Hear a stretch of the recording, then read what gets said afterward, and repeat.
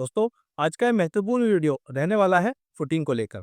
जी हाँ दोस्तों, आज के इस वीडियो में हम बात करेंगे एक मंजिल से 4 मंजिल तक घर बनाने के लिए आपको फुटिंग का क्या साइज रखना चाहिए, यानी कि फुटिंग की आप कितनी डेप्थ रखें, और उसी के साथ साथ फुटिंग के रेनफोर्समेंट यानी कि सरिये के बारे में भी डिटेल वाइज जानेंगे।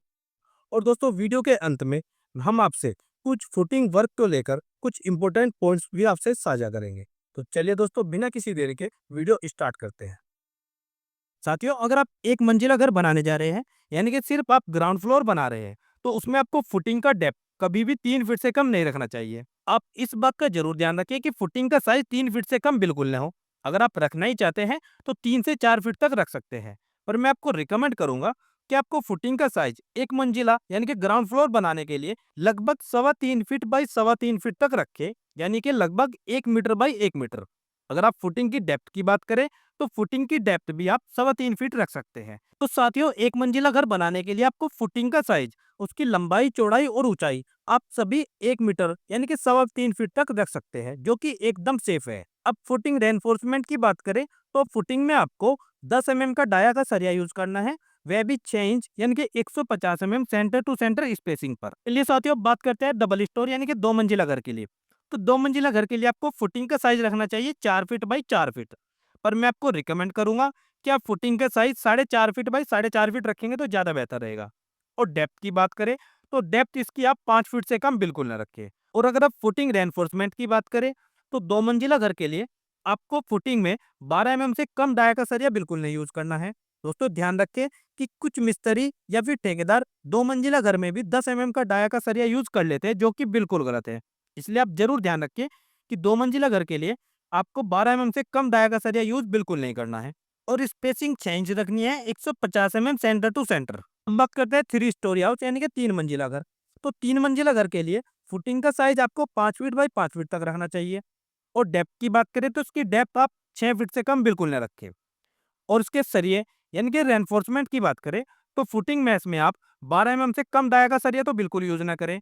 और इसकी स्पेसिंग आप 6 इंच यानी कि 150 mm सेंटर टू सेंटर रख सकते हैं। अब नेक्स्ट हम बात करते हैं 4 स्टोरी यानी कि 4 मंजिला घर के लिए। तो दोस्तों, फुटिंग का साइज इसमें आपको रखना चाहिए 5 से 6 फीट के बीच में, पर मैं आपको रिकमेंड करता हूँ कि इसमें आप फुटिंग का साइज 6 फीट बाई 6 फीट ही रखें, यानी कि लगभग आपका 2 मीटर बाई 2 मीटर का फुटिंग का साइज हो जाएगा, जिसमें आपकी फुटिंग की डेप्थ भी आपको 6 फीट से कम नहीं रखनी चाहिए। पर मैं आपको रिकमेंड करूंगा कि आप इसमें आप फुटिंग की डेप्थ 7 फीट रखें, जो कि बेस्ट है। और इसके रेनफोर्समेंट की बात करें तो 4 मंजिला घर के लिए टॉप एंड बॉटम में आपको 12 mm से कम डाया का सरिया तो बिल्कुल नहीं यूज करना है। लेकिन मैं आपको रिकमेंड करता हूं कि इसमें आप अगर आप 4 मंजिला घर बना रहे हैं तो 16 mm का डाया का सरिया यूज करें, जिसमें आप 6 इंच यानी कि 150 mm की सेंटर टू सेंटर स्पेसिंग रखें। दोस्तों, यह तो ही फुटिंग की कंप्लीट डिटेल। अब मैं आपको कुछ कॉमन बातें बताने जा रहा हूं जो कि आपको जरूर जान लेनी चाहिए। जैसे कि चाहे आप फुटिंग की कास्टिंग करें या प्लिंथ बीम की कास्टिंग करें या कॉलम की कास्टिंग करें, आपको ध्यान रखना है कि उसमें जो आप बार यूज करेंगे वह FE 500 से कम ग्रेड का नहीं होना चाहिए। सेकंड, कंक्रीट ग्रेड आपका मिनिमम M20 उससे कम नहीं होना चाहिए, जिसमें आपका 1 पार्ट सीमेंट का रहेगा, 1.5 पार्ट सैंड और 3 पार्ट एग्रीगेट, यानी कि 1.5-3 से कम रेशो का आपका कंक्रीट नहीं होना चाहिए। Third, concrete cover. साथियों, आपको ध्यान रखना है कि फुटिंग में आपका 40 से 50 mm का कवर होना चाहिए और कॉलम या फिर बीम में 25 से 30 mm तक का कवर होना चाहिए। Fourth, vibrator. साथियों, ध्यान रखना है कि कोई भी कंक्रीट करते हुए प्रॉपर ढंग से वाइब्रेटर का यूज किया जाना चाहिए। नंबर 5 है क्यूरिंग। आपको ध्यान रखना है कि कोई भी कंक्रीट करने के 24 घंटे बाद उसको अच्छी तरीके से क्यूरिंग किया जाना चाहिए। तो दोस्तों, यह तो थी फुटिंग रेनफोर्समेंट, साइज या डेप्थ के बारे में कंप्लीट डिटेल वीडियो। दोस्तों, मेरे द्वारा ऊपर बताई गई सभी बातों को आपको तभी फॉलो करना है अगर आपने किसी सिविल इंजीनियर या किसी आर्किटेक्ट से घर का नक्शा नहीं बनवाया है, क्योंकि जो मैंने आपको जानकारी प्रोवाइड की है वह सभी जानकारी थंब रूल के हिसाब से है। दोस्तों, अगर आपने किसी सिविल इंजीनियर या किसी आर्किटेक्ट से घर का नक्शा बनवाया है तो आप उसी के मुताबिक ही घर का काम कराएं। दोस्तों, वीडियो आपको कैसी लगी प्लीज कमेंट सेक्शन में जरूर बताइएगा। और दोस्तों, किस शहर से आप हमारी वीडियो देख रहे हैं तो प्लीज कमेंट सेक्शन में ये भी जरूर बताइएगा।